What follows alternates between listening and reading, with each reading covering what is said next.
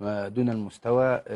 لو بنلعب تقسيمه او بنلعب فرقتين يقدر قدام الزمالك بعض. في الدوري يعني عنده الماتش اللي جاي يوم الخميس مع البنك الاهلي، ماتش انا شايفه عنق زجاجي. اختبار حقيقي لنادي الزمالك او لفرقه نادي الزمالك.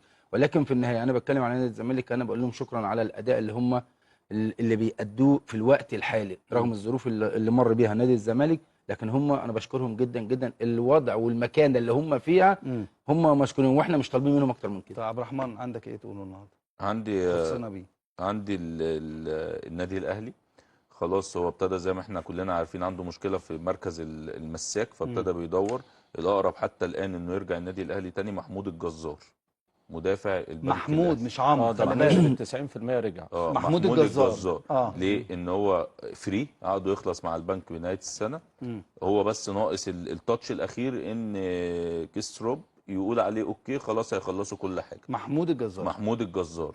وفي نفس الوقت الظهير الايسر، النادي الاهلي دلوقتي بقى يدور على ظهير ايسر اجنبي، حاجه تونسي حاجه مغربي زي علي معلول كده، ان هو مش شايفين ان في حد في الدوري المصري. اكمل على كلامك ان النادي الاهلي دخل في مفاوضات جاده مع محمد عبد المنعم عشان يرجع تاني. وتوفيق محمد. وتوفيق محمد. ده انا عايز اقول لك كمان ده في تواصل يا كابتن مهيب صريح حصل ما بين مسؤولين النادي الاهلي ومحمد عبد المنعم عشان يعرفوا تطورات الحاله البدنيه وانه يرجع امتى من الصليبي. قال لهم انا في شهر 1 ابقى جاهز، فالنادي الاهلي ممكن يخلصوا اعاره بنيه شراء. يلا يا حكيم على الاهلي. على الاهلي، لا انت عارف رايي في الاهلي، انا الاهلي شايفه انا اقوى سكواد، افضل عند رايي. وهو رغم ذلك عايز يدعم بخمسه. هو بص يا كابتن، الاهلي عنده مشكله ورا، عنده مشكله في المكان اللي ورا، وعنده مشكله اكبر. يعني الاهلي ما بيعرفش يطلع بالكرة كويس. لما بتطلع الكرة لا انت بقى محتاج تدعي للناس اللي بتدافع على الناس اللي قدام عند النادي الاهلي، تدعي لهم. تدعي ان الكرة لما بتطلع لتريزيجيه ولا زيزو ولا بن شرقي، الحته اللي قدام صعبه جدا. الناس بتطلع تلاقي بس هي المشكله الدفاع بيسأل. ايوه المشكله في طلوع الكوره. بس رغم كل ده يا كابتن مهيب انا شايف ان الاهلي مش هيكسب كل الماتشات. لا هيكسب، يعني رغم كل اللي بنتكلم فيه وهم عايزين كمان 5 صفقات، انا شايف ان هو الواقع بيقول ان هو مش هيكسب كل الماتشات. مين اللي مش هيكسب؟ الاهلي هيكسب كل الماتشات. يعني ممكن انا اختلف مع كابتن. ده معناه ان انت بتلمح ان الاهلي مش هياخد الدوري. لا انا ما قلتش مش هياخد الدوري. هو الاهلي كده هياخد الدوري.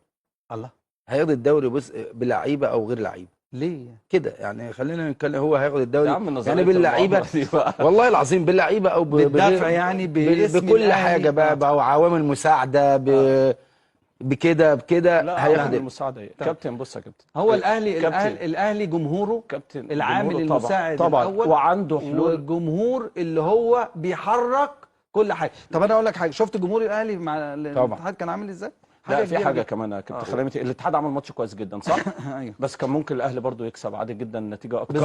وكان ممكن يكسب يعني. وكان ممكن يكسب. ايوه ماشي، بس هو بيوصل كتير جدا وبيوصل لما الكوره بتقطع الجزء الامامي يا كابتن صعب على اي ديفنس. ايوه بص يا محمود، انا بتكلم في نقطه مهمه.